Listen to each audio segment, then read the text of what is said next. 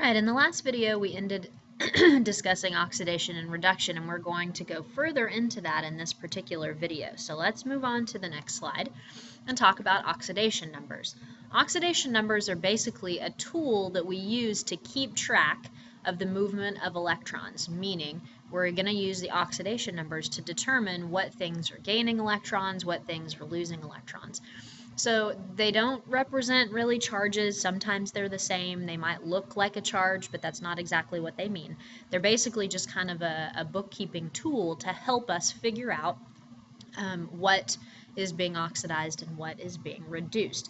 And if you go to the very last page of your notes, you have a whole table of rules for determining oxidation numbers. And if you look at those rules, there are a couple of things that I want to point out. First, the oxidation number of an atom in an uncombined element, meaning just a plain old element by itself, the oxidation number is 0. That's an important one. If you have oxygen, if you look at rule number 5,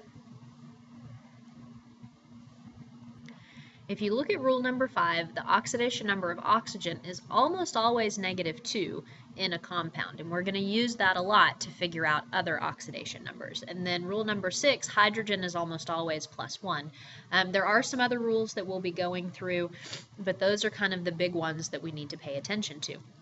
And then down at the bottom, rules 8 and 9, if you have a compound that's neutral, all of the oxidation numbers have to add up to 0. If you have a polyatomic ion, all of the oxidation numbers have to add up to the charge of the ion. So that's how we're going to be figuring these things out. So let's look at some examples of figuring out oxidation numbers. Okay, so we're going to take our first example here, which is potassium chlorate, and we want to figure out all of the oxidation numbers for potassium, chlorine, and oxygen. Now, if there's oxygen involved, we can start with oxygen. We know from our rule that oxygen's oxidation number is -2, and we write oxidation numbers just directly above the element in the compound. Now, if we take a look at rule number 7, the oxidation numbers of group 1 and 2 metals and aluminum are positive and equal to their number of valence electrons. So, potassium is a group 1 metal, it's an alkali metal. It has 1 valence electron, so its oxidation number is +1. Okay, now we can use what we know to figure out chlorine. Okay, so the whole thing has to add up to 0. Right now we have -2 times 3, which is -6, just going to make a note down here, +1. So whatever this is, they have to add up to 0, okay? Which means that the chlorine has to be +5 for all of that to add up to 0. So chlorine here is +5. Now, right now, because this isn't in a reaction, those things don't mean anything to us. But in the next few examples, when we look at actual chemical reactions, we can look at what is changing its oxidation number to figure out what's being oxidized and what's being reduced. Okay, next example.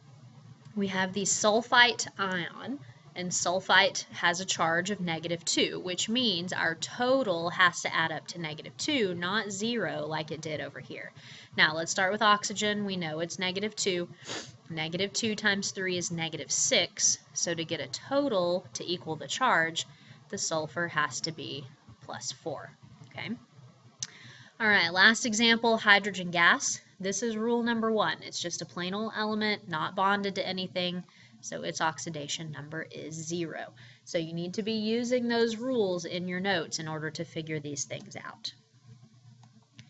Okay, so let's move on and look at changing oxidation numbers. So atoms that are reduced have their oxidation number decreased. Think about reduced, oxidation number is reduced, it goes down.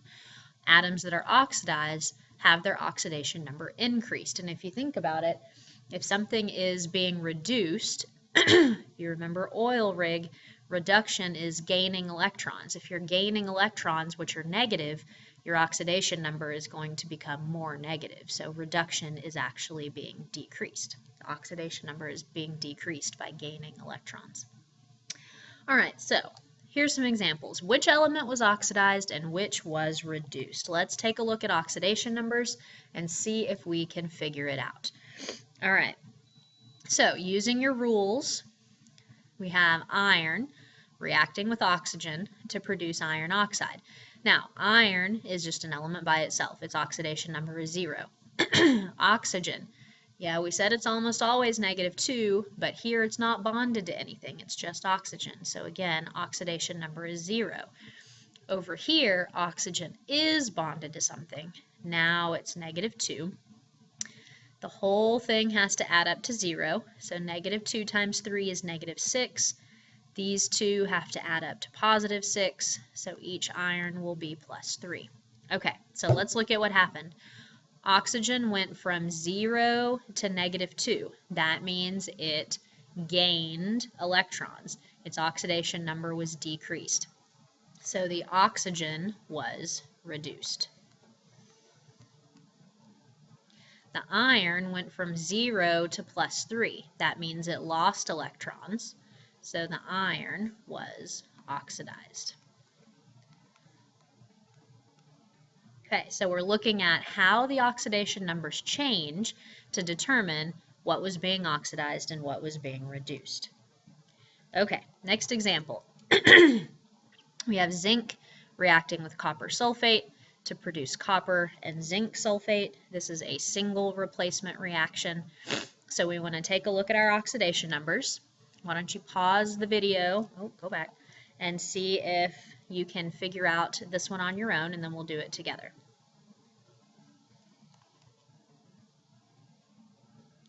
Okay, so we have zinc by itself, oxidation number 0. Copper by itself, oxidation number 0. Okay, those are the two things that we're going to be looking at. All right, so here we have oxygen, it's -2, and SO4 is sulfate, which has a charge of -2. So this part has to equal -2, which is the charge of sulfate. So we can use that to figure out the sulfur. -2 times 4 is -8, so the sulfur has to be +6. And then for the whole thing to add up to 0, the copper has to be +2. Okay, same thing over here. Oxygen is -2. The whole sulfate has to add up to -2. -2 times 4 is -8, so the sulfur is +6. The zinc is +2. Okay, so let's look at what changed oxidation number. The oxygen stayed the same. The sulfur stayed the same. The zinc and the copper are the ones that changed their oxidation number. So zinc went from 0 to +2. That means it lost electrons. So our zinc is oxidized. And then the copper went from +2 to 0. It gained electrons. So the copper was reduced. Okay. Next example. Here we have a combustion reaction. So we have CH4 reacts with oxygen gas to produce carbon dioxide and water, which is a combustion reaction. So let's figure out our oxidation numbers here, okay? All right, so find the elements that are by themselves. We only have one, so the oxygen here is 0, okay? Let's come over here to our products because they're a little bit easier, and then we'll talk about our CH4. All right, so we know oxygen is -2, hydrogen is +1. Here, oxygen is -2. For the whole thing to add up to 0, -2 times 2 is -4. The carbon has to be +4. Let's look at the CH4. Hydrogen, +1 times 4, which means this carbon is -4. Okay, so let's take a look at what changed oxidation number. The oxygen on the reactant side was 0. It went to -2 in both of the compounds, so that means the oxygen gained electrons. So the oxygen was reduced. The carbon went from -4 to +4, so it lost electrons. The carbon was oxidized. Okay, so that's going to help us figure out what's being oxidized and what's being reduced in a balanced equation.